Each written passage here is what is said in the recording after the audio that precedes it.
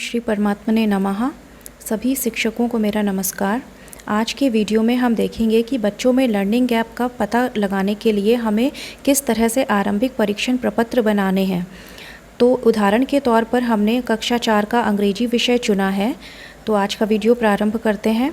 जैसा कि हम सभी टीचर्स जानते हैं कि जब स्टूडेंट्स स्कूल में आना स्टार्ट करेंगे तो सबसे पहले हमें उनमें लर्निंग गैप का पता करना है। इसी लर्निंग गैप को पता करने के लिए जो क्वेश्चन पेपर बनाए जाने हैं उन्हें ही आरंभिक परीक्षण प्रपत्र कहा गया है। और इस क्वेश्चन पेपर से उनका टेस्ट लेने के बाद 50 से 60 कार्य दिवसों तक ध्यान आकर्षण शिविर के अंतर्गत कक्षाएं लेनी हैं। तो जैसा कि आप स्क्रीन पर देख रहे हैं, क्लास 4 का इंग्लिश विषय का क्वेश्चन पेपर बना हुआ है। सबसे ऊपर स्टूडेंट नेम, क्लास और सब्जेक्ट मेंशन है और राइट साइड पे पेपर कितने मार्क्स का है ये चीज़ मेंशन की गई है। यहाँ पर हमें ये देखना है कि जो क्वेश्चन पेपर बनाया जाएगा वह पूरी तरह से लर्निंग आउटकम पर बेस्ड है। जैसे कि क्वेश्चन नंबर 1 लिखा हुआ है, read the following letters and write them in the given boxes. अब हम देखते हैं क्वेश्चन नंबर 2। क्वेश्चन नंबर 2 में लिखा है, match each alphabet with the picture that begins with that alphabet. मतलब कि बच्चों को जो पिक्चर दी गई है वह किस लेटर से शुरू होता है, वो पहला लेटर जो होगा उससे हमें मिलान करना है। तो ये जो क्वेश्चन नंबर 2 है यह कक्षा 1 और कक्षा 2 दोनों कक्षाओं के लर्निंग आउटकम पर आधारित है। कक्षा 1 का लर्निंग आउटकम यह है कि children are able to recognise phonetical sounds of letters and to identify different animals, fruits, other objects. मतलब कि बच्चे सारे लेटर्स को उनके फोनेटिकल साउंड्स में ही पहचान सकते हैं और साथ में एनिमल्स, जानवरों को, फलों को या फिर अलग अलग ऑब्जेक्ट्स को पहचान सकते हैं। और दूसरा जो कि क्लास 2 का लर्निंग आउटकम है, The child is able to recognize the simple words, relate them with their objects or picture and pronounce them correctly। मतलब कि बच्चे सिंपल शब्दों को पहचान सकते हैं, उनको ऑब्जेक्ट के साथ रिलेट कर सकते हैं, ऑब्जेक्ट या किसी पिक्चर के साथ, और साथ में उनको करेक्टली प्रोनाउंस भी कर सकते हैं। क्वेश्चन नंबर 3 जो है उसमें लिखा है, read the word and colour the shape accordingly.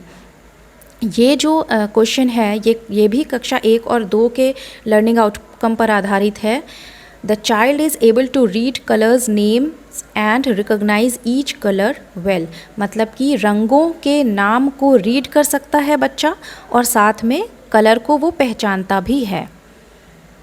इस तरह से अब हम आगे बढ़ेंगे। सेकेंड स्लाइड में हम देखते हैं कि क्वेश्चन नंबर 4 में लिखा है, fill in the blanks with correct articles.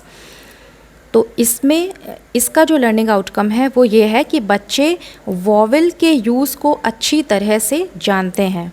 Next question है question number 5, write AR/AN/@, against the given letters to form a word and read the words aloud.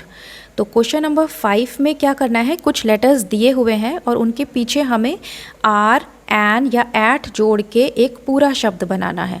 तो क्वेश्चन नंबर 5 जो है वो क्लास 2 के learning outcome पर आधारित है, जो कि है, the child is able to write और complete simple words with space between letters.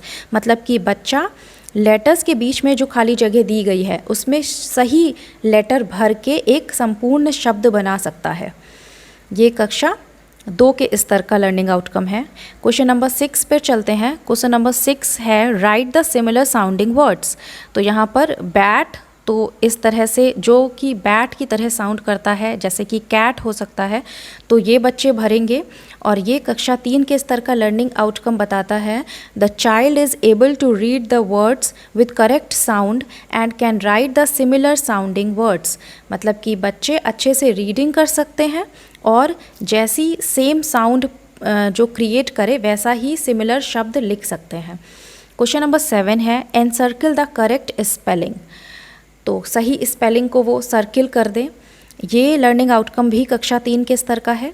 The child is able to learn and write the words with correct spelling. बच्चा शब्दों को उनकी सही स्पेलिंग के साथ लिख सकता है और याद कर सकता है। Question number 8, complete the word with appropriate letters. तो यहाँ पर भी कुछ शब्द दिए गए हैं जिन्हें उन्हें पूरा करना है। तो ये जो लर्निंग आउटकम है वो है the child understand, use and practice English words and is able to write with correct spellings. He is also able to know the names of different objects used in daily routine. मतलब कि ये outcome जो है ये भी कक्षा 3 के स्तर का है, जो ये बताता है कि बच्चा अच्छे से इंग्लिश के सामान्य शब्दों को समझ सकता है, यूज़ कर सकता है और उनकी प्रैक्टिस भी करना जानता है, और साथ ही साथ अपने डेली रूटीन में जो शब्द यूज़ होते हैं उन्हें अच्छे से जानता है। क्वेश्चन नंबर 9 पर हम चलेंगे। क्वेश्चन नंबर 9 में है fill in the blanks with this और दैट। तो ये क्वेश्चन जो है कक्षा 3 के एक लर्निंग आउटकम पर आधारित है, जो कि बताता है कि child is able to read and write sentences using this, that और दीज एंड दोज। मतलब कि बच्चा दिस और दैट, दीज और दोज का पढ़ना और लिखना, उनका प्रयोग करना जानता है। क्वेश्चन नंबर 10, ऐड एस और E S to make plural words. Question number 10 जो है उसका लर्निंग आउटकम है the student understands the difference between singular and plural. मतलब कि एक वचन और बहुवचन में बच्चा अंतर समझता है और उसी अकॉर्डिंग एस या ई एस जोड़ सकता है। Question number 11, complete the sentences. यहाँ पर कुछ सेंटेंस गिवन है और उसे पूरा करना है। तो क्वेश्चन नंबर 11 कक्षा 3 के स्तर का है, जो कि लर्निंग आउटकम है the child nose the number names from 1 to 10 with their spellings and pronunciation. मतलब कि बच्चा 1 से लेकर 10 तक के अंकों का नंबर नेम जानता है और करेक्ट स्पेलिंग और उच्चारण भी जानता है। Question number 12, what is your name. और यहाँ पर जो उसे आंसर देना है वो फुल सेंटेंस में देना है। तो ये लर्निंग आउटकम बताता है कि the child is able to answer questions beginning with what, where, which etcetera in simple English. कि अर्थात बच्चा जो सिंपल क्वेश्चंस होते हैं जो कि शुरू होते हैं व्हाट से, वेयर से, विच से, इन सिंपल इंग्लिश को समझ सकता है और उनके उत्तर दे सकता है। तो ये लर्निंग आउटकम भी कक्षा 3 के स्तर का है। Question number 13, where do you live.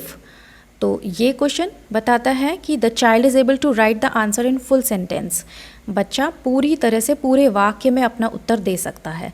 यह भी कक्षा 3 के स्तर का लर्निंग आउटकम है। Question number 14, which fruit do you like. इसमें पूछा गया है कि वह कौन सा फल पसंद करता है। तो इसका लर्निंग आउटकम है the student can read and understand the simple English language structure and also can give answers about him. तो ये चीज़ बताती है कि बच्चा साधारण इंग्लिश भाषा को समझ सकता है और आंसर भी कर सकता है।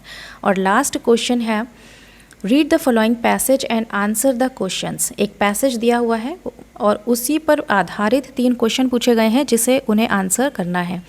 तो ये लर्निंग आउटकम है the student can read and understand the small passage and is able to give answers of simple questions based on that passage.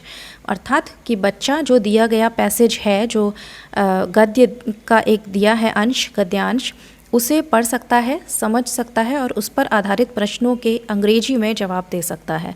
तो इस तरह से आपने देखा कि हर एक प्रश्न किसी न किसी लर्निंग आउटकम पर बेस्ड है। आपको क्वेश्चन पेपर इसी तरह से बाकी विषयों के जो आपको बनाने हैं उनको बनाने समय यह ध्यान रखना है कि यदि आप कक्षा 4 का बना रहे हैं तो आपको जो सेलेक्टिव लर्निंग आउटकम्स लेने हैं वो कक्षा 1, 2 और 3 तीनों कक्षाओं के लेने हैं। और यदि आप कक्षा 5 का बनाते हैं तो आपको कक्षा 1 से लेकर 4 तक के लर्निंग आउटकम्स पर बेस्ड क्वेश्चंस ही लेने हैं और ऐसे क्वेश्चन लेने हैं जिनके आंसर एक हों, सटीक हों। और साथ ही साथ जिस दिन आप अपना क्वेश्चन पेपर बनाएं उसी दिन उसका आंसर शीट भी आपको बना लेना है, जिससे कि आपके लिए इन फ्यूचर आसानी होगी। थैंक यू, नमस्कार।